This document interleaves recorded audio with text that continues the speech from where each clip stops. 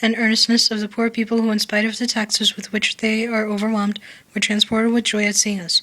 When we went to walk in the Tuileries, there was so vast a crowd that we were 3/4 of an hour without being able to move either forward or backward. Wow, it's interesting to speak about Marie Antoinette. We feel the multiple controversies surrounding her could be better explained through rap.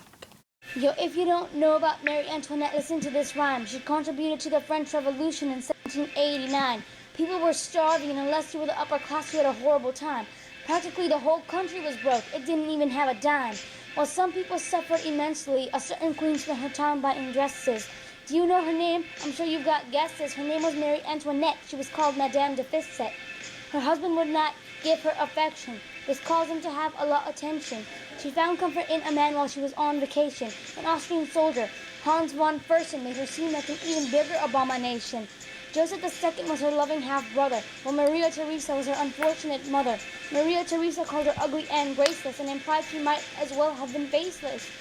Writing a letter to her mother in 1773, Marie Antoinette made it seem like winning over the poor was a cup of tea. While she stated that she gained the love of the nation, she was soon to find out that she wouldn't even be safe in her mason.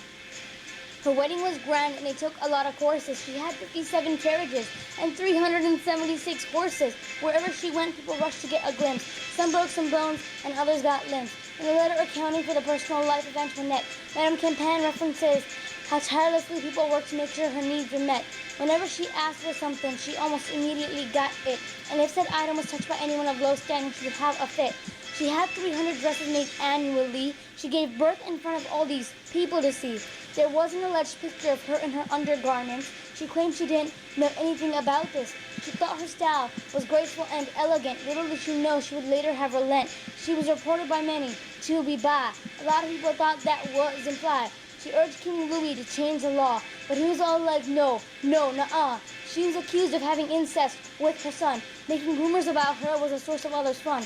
She was known for going out to gamble and party while everyone else was living in poverty. She was even accused of stealing an expensive diamond necklace. Her life was clearly a bit of a mess. The citizens of France told the royals that freedom looked great. Let's stop the starving and act more like the state. The king didn't want to lose his power, and the people had trouble to make. Mary reportedly said, I hate all the flour, now let them eat cake. Now the clergy was mad and the nobility even more. The lower classes were hungry and really sore. They started to rebel, leading to the tennis court oath. Let's achieve freedom, overthrow them both. So they held a national assembly, which was a huge deal.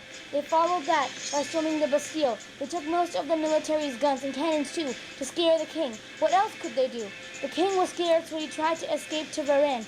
It was funny that he thought that would be the ending. The whole family was caught and quickly arrested. Marie Antoinette had finally been invested. In 1793 was the execution of the king. 9 months later, Marie also found herself dying. So I hope you AP students learned a thing or two about how Marie Antoinette